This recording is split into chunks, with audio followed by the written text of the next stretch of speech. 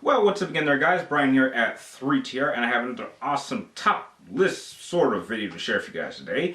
With the Uncharted series officially having come to an end, I felt this was the perfect time for me to take some time off and actually rank all 5 of the main series of games. Now, before I begin, I would just like to let you know that the term worse, as I'm sure you saw in the title, is a little bit strong, because I personally don't think that any of these games are terrible games. I just prefer that some aren't just as great as others. So take that word with a grain of salt. So without further ado, let's jump right into this list. And I'll start off with the technically worst Uncharted game, in my opinion, on the list, starting off with number 5.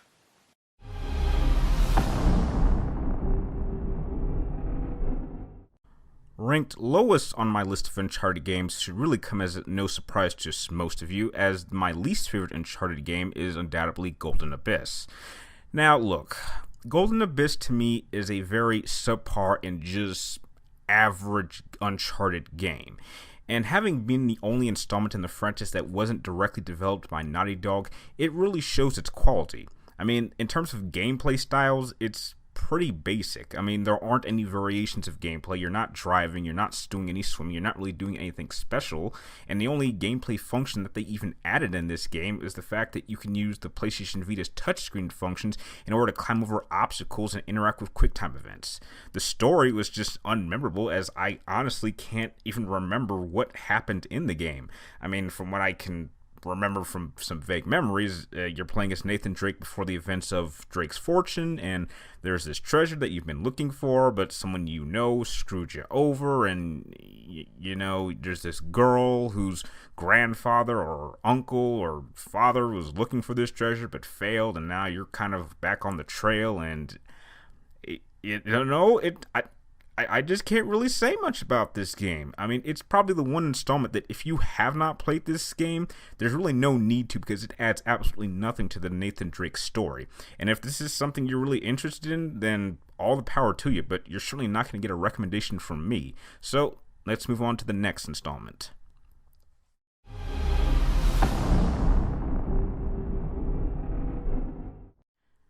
Next on my list may surprise a lot of you out there, but it is Uncharted 3 Drake's Deception. Now, I'm going to come out and say that from this point on, all of these games are must-play for anyone who owns a PlayStation. But for Uncharted 3, I have no problems with its gameplay mechanics, its visuals, which even to this day, even on the PlayStation 3, are still stunning, or its multiplayer. But my biggest issue with Uncharted 3 is really its story. Now, I really appreciate that Naughty Dog took the time to actually go into some of Nathan Drake's past and explain how he and Sully got together, but it's really some of the story elements in the present that bother me the most. For some reason, Nathan Drake is written to be kind of a bit of an asshole at times and endangers his friends on purpose and just doesn't seem to care about their safety. I mean, it even gets to a point where Sully just sits down and asks him, why are we doing this? I mean, this is just stupid. And Nathan Drake is just kind of like, don't bring that, oh, I'm getting too old for this stuff type of talk. And he was just really unlikable throughout the entire game. And the game even went so far as to bring in important details that it just kind of glossed over like it was no big deal. And it even had the nerve near the end of the game to even pull a major moment, which ended up just being a complete cop-out, which I felt really deceived, which I guess Drake's Deception kind of fits the environment. Anyway, this, in my opinion, is just the lowest and weakest out of all the Uncharted games made by Naughty Dog, but it is still a great game and a must-own and must-play for anyone who's a fan of this series, and that's why I rank it as number 4 on my list. Now, on to number 3.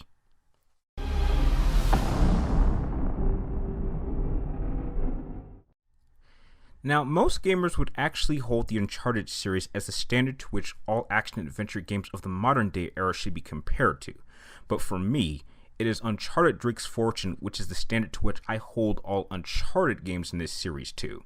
Seeing as how this game came out in 2007, this really was one of the first games that really showed what the PlayStation 3 was capable of using all of its functionality and power that this system was capable of performing. The story of this game was truly ambitious, feeling like a modern-day Indiana Jones story in a search for the city of El Dorado. The gameplay was action-packed and enjoyable, even taking advantage of the 6-axis function, which back in 2007 was actually a new function. The visuals were truly stunning, as both the character models and environment were very rich and detailed, and the characters were truly dynamic and entertaining, with this installment introducing us to the regular cast of characters of Nathan, Elena, and Sully, and these characters would only grow and develop as characters as the franchise progressed on. For anyone who is not already a fan of this franchise, this is without question the first installment that they should play in order to be introduced to this series. And now that this game is playable on both last and current gen consoles, there is no excuse not to go out and pick up this game, and this is why it is ranked number 3 on my list of Uncharted games. Now, on to number 2.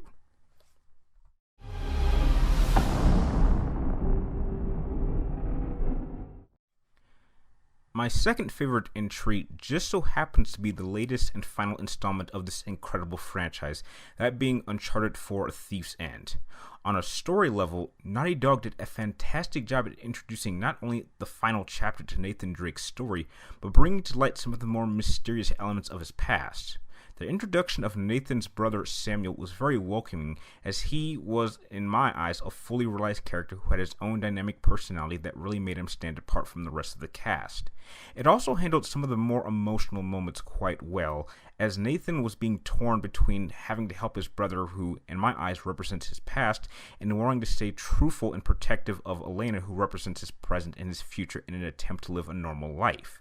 The visuals of this game are without question not only the best in this series, but some of the best visuals that I have ever seen in a game to date, applying so much attention to detail to not only the wide open expansive maps, but able to capture the emotional expressions and moods of characters to a degree that I have yet seen done on this level in any game I've played before. The gameplay for Uncharted 4 is without question my favorite in the franchise, with it having the most variation and additions to the standard gameplay mechanics that have been a part of this series since the very first installment. And all of these functions come together to create what is, to me, my all-time favorite action set piece in not just the Uncharted franchise, but in all of gaming. Even the multiplayer I found has been quite addicting and fun to play, and I'm traditionally not much of a multiplayer fan. Though only ranked second on my list of Uncharted games, this is still an absolute must-own title for anyone who owns a current-gen console of the PlayStation 4, and a true classic title that will surely be talked about for years to come. However, for me, there is only one game left that still manages to hold the spot as my all-time favorite Uncharted game in this series, and that is my number 1 ranked, and it is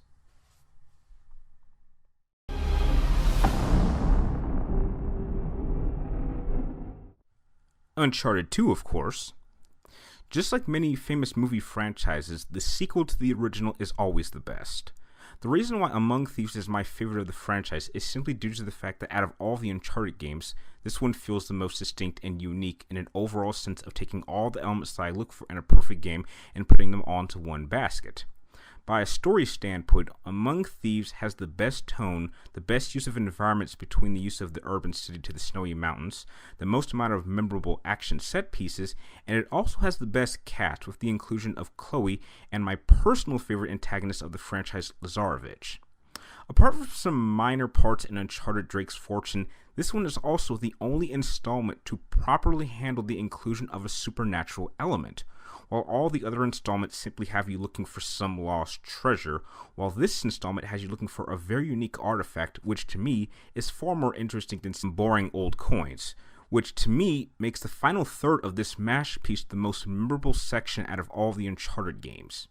In terms of gameplay, compared to the much updated and improved upon Uncharted 4 gameplay style, at the time of this game's release, these had to be some of the most balanced controls I had experienced. The challenge factor was never too easy or too difficult across all difficulties, even crushing.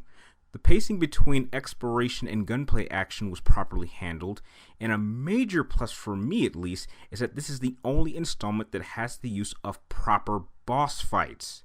Look, shooting some thugs and then jumping between boxes at the end of Uncharted 1 was boring.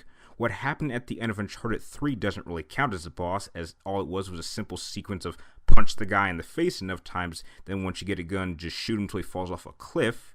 And what happened at the end of Uncharted 4, I'm sorry to say this, felt like nothing more but a glorified QuickTime event. In conclusion, Uncharted 2 Among Thieves is one of the very, very few examples of what I would call a perfect game.